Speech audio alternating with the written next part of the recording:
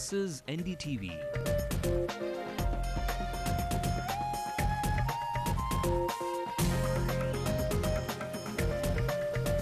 And you're watching Ndtv-Hindu.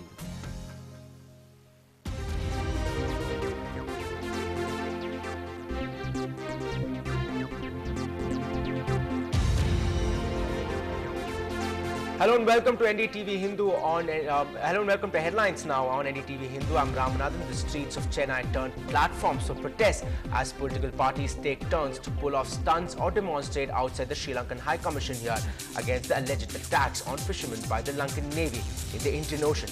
Is it genuine protest or political tokenism? And is the police overreacting? That's what we'll be asking today on Headlines Now. But first, let's have a look at the top stories. Police arrest film director and pro-thermal activist Seaman for alleged inflammatory remarks against Lankan students. Journalists targeted as well. Yet again, scribes stage a road roko as they are not allowed to roll their cameras. Madras University files a complaint against the question paper leak exposed by Ndtv-Hindu. 3 murders in 24 hours in the city, and the ugly face of crime does not spare the Chief Minister's front yard. Losing change to the villain of the mornings, the bus conductor could be annoying, but we tell you how to make your claim as an everyday traveller now. The Spanish Armada, crowned FIFA World Cup champions for the first time, returns home to heroes' welcome. And before we get to the details on those stories, the national headlines we are tracking.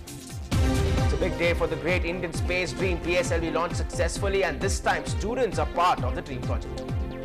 The 16th successful flight. Congratulations to all of you on a perfect takeoff. It's a shocking case of negligence. 51 children get HIV positive blood at the government hospital in Jodhpur. Karnataka's legislators stage a protest with a difference.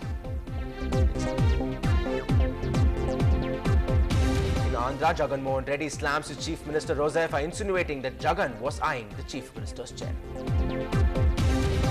And controversial Godman Nityananda gives his first disclosure post release, compares himself to King of Pop Michael Jackson. And it's a historic day for our nation's space dreams. The nearly 51-hour countdown for the 17th flight of the PSLV came to end this morning. The countdown, which began yesterday, progressed smoothly. India's Cartosat 2B is the main passenger on the PSLV. It is also carrying a payload of 5 satellites into orbit. Among the 5 was a satellite developed by some students of Karnataka and Hyderabad who have been living the great satellite dream for years. Suchsat, as it is called, is definitely turning heads as some signals have already been received in Bangalore.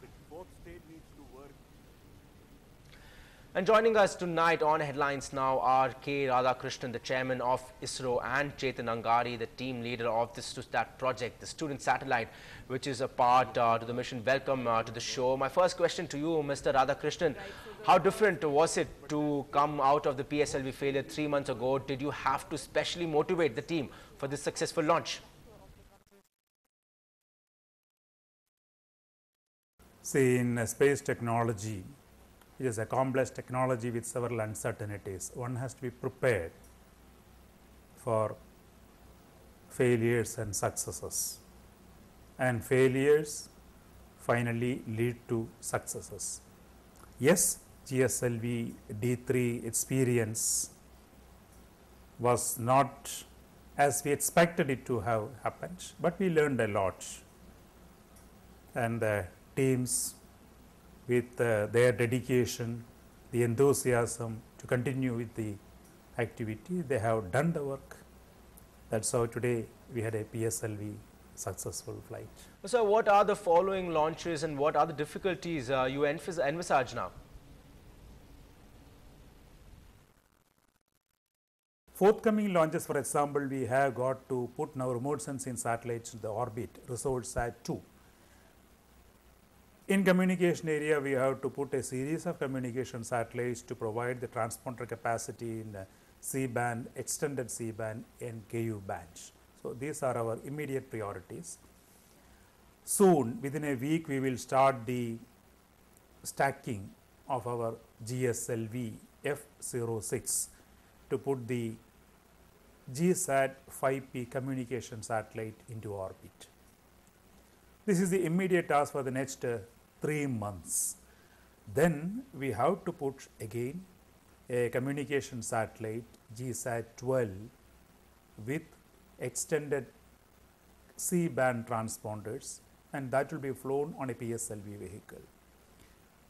We have to get ready with the GSAT-8 that will have about 24 transponders in Ku band.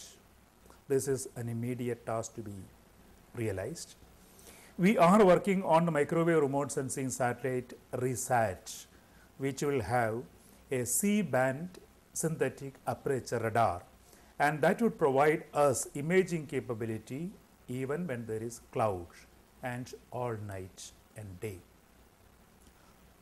See, building any rocket is a challenge by itself, because you build right from the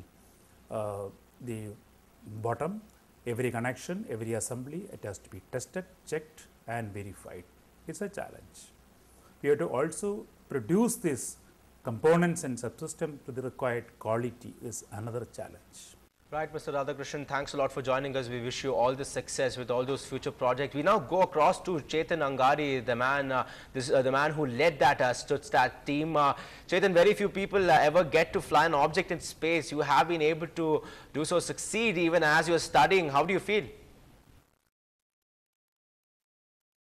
It feels fantastic for us, and at this moment I want to utilize this and to thank all of my friends, all the core members who are involved in this. I just want to mention their name: Vishweshwaran, Vigneshwaran, Chetan Dakshit, Mamata, Arpan, Karthik, Shashi, Sharath, and all the core members of Studsat. Thank you very much. Without you people it wouldn't have been possible, and of course Avinash from OBC. So with this we have already successfully launched a satellite, and it is orbiting around the Earth. And at 11 o'clock we got a confirmation from Studsat that it has been working properly. Though it is quite expected, it is of course a very wonderful and happy moment for us.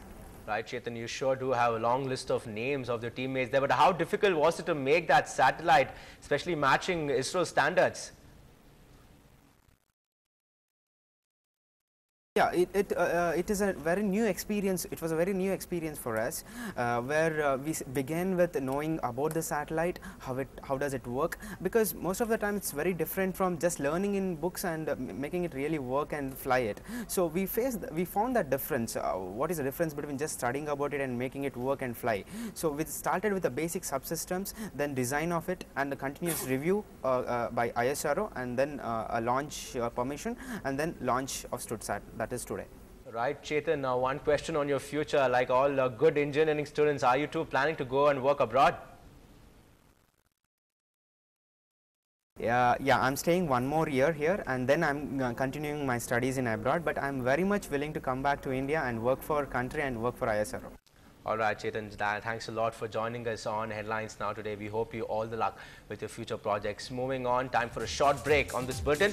The Spanish players come back home to a hero's welcome on the other side.